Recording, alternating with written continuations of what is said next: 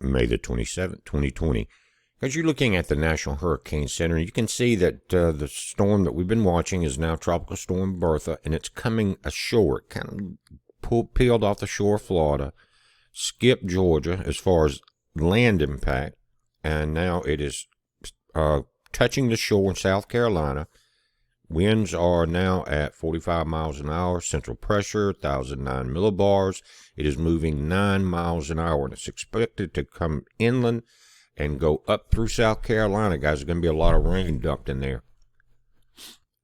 Now, if you look at it, the center of circulation is right here, just about in the middle of the South Carolina coastline, just a little north of that, and it's starting to move in. So, guys, regardless of where you're at, anywhere along the coastline from Georgia, South Carolina, North Carolina in there, watch for storm surge, watch for some pop-up showers. And guys in South Carolina, just in case, watch for some pop-up waterspouts and tornadoes. The area is very active. You can see behind this, you got a small area of low pressure. The Gulf is very active. And let's take a look at that. As you take a look at this, you've got one system that's moved off of Mexico here, just storms. Another small system here that looks like it's going to pull into the southern tip, somewhere in this area of Florida. You've got low pressure setting over Arkansas, Oklahoma, in this area right here that's still acting as a moisture pump from the Gulf of Mexico itself. And we talked about this yesterday, the fact that everything's being pulled north. And you can see in the area below here, right there, that's where the models are talking about within a week, systems developing off the the Pacific, or either in the Caribbean, and then moving up through the Yucatan area, maybe Bay of Campeche, and straight up into the Gulf. So we'll be paying attention to that. Again, to the left, to the top right, you can see that the cloud cover that's got South Carolina pretty wrapped up, and you're starting to see it along the Georgia coast and the Georgia-South Carolina line. Now, Fox Hurricane has updated this, and the storm is now at 50 miles per hour. That's sustained wind, still north, moving north at 9 miles an hour, 1,004 millibars. You can see the expected path.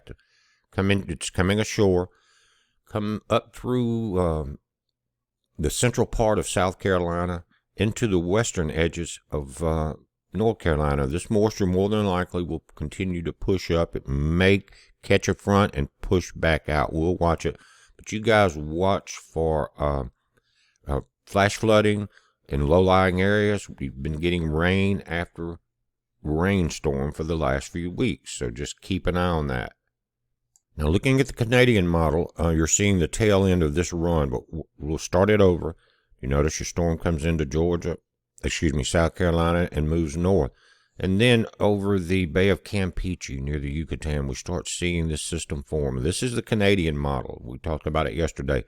Now, at that point, it was not as far into the Bay of Campeche. It was a little further north in the models, but we know that that's going to change each and every day.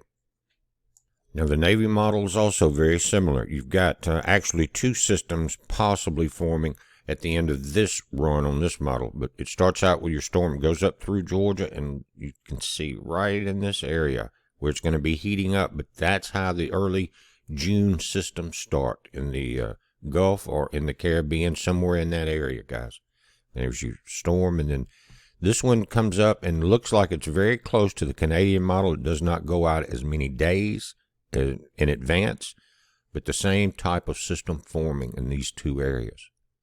Now, the global forecast system, same thing. Your storm goes into Georgia today, but look what comes up by into June, early June here. Right here, coming up through the Yucatan, then peeling back and moving over central Florida. What's this? Large storm right here, very large. We hope that model's wrong. Now, looking at the Myrtle Beach cams, you can see the winds up by the flags there, guys, and the waves are up. You've got rain and some higher winds. 50 knots sustained is nothing to play with. So, you could have water spouts, possibly some pop-up tornadoes, and terrible rip tides. It doesn't look like a good day for the beach today. I don't see anybody out, and that's a good thing. But on both sides of the storm where it's not raining, you're going to find people on the beach, but the rip currents are going to be there. and we almost lost some lives during Arthur a few weeks ago. Guys, if you're going to the beach or know someone that's going to the beach, make sure that they are warned to stay out of this water right now. This thing will pass out of here today, start coming down. You can wait another day before you get in there.